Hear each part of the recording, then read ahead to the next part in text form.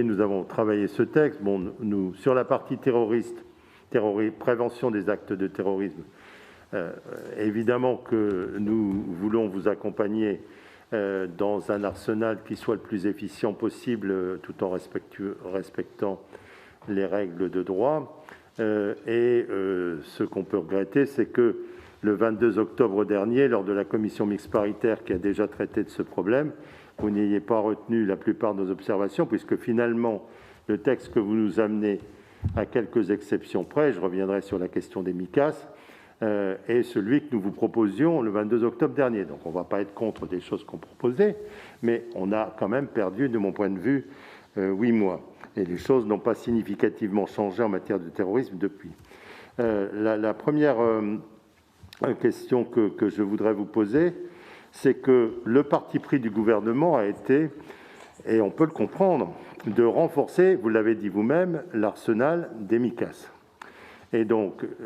d'augmenter en particulier la durée de ces Micas.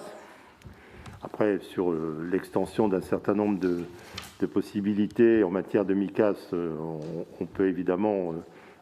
convenir de l'utilité du dispositif, mais nous sommes, je ne vous le cache pas, je l'ai dit à la DLPAJ et encore hier soir, très inquiets sur la constitutionnalité de cet article 3. Parce que, par une jurisprudence de 2018, le Conseil constitutionnel a clairement dit qu'il refusait d'étendre au-delà d'1 an, et il a été tellement précis qu'il a dit dans une phrase suivante que, quelle que soit la gravité des faits qui justifieraient la mise en place de Micas pour des individus qui présentent des risques. Excusez-moi de vous dire comme ça, Madame la Ministre, mais vu l'arrêt du Conseil constitutionnel sur la loi de sécurité globale,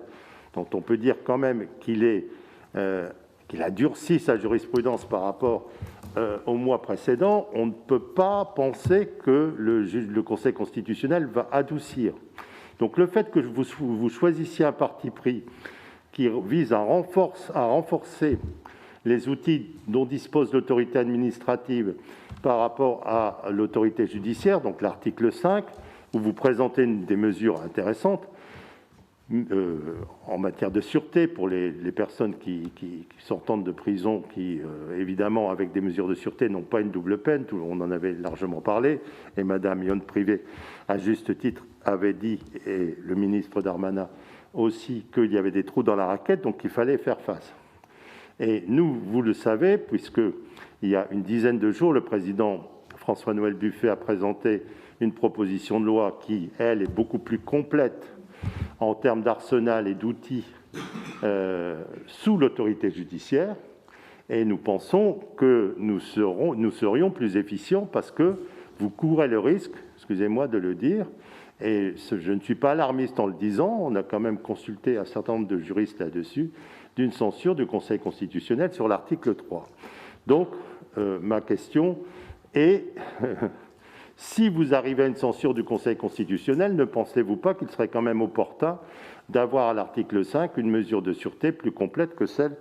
que vous proposez ? Ensuite,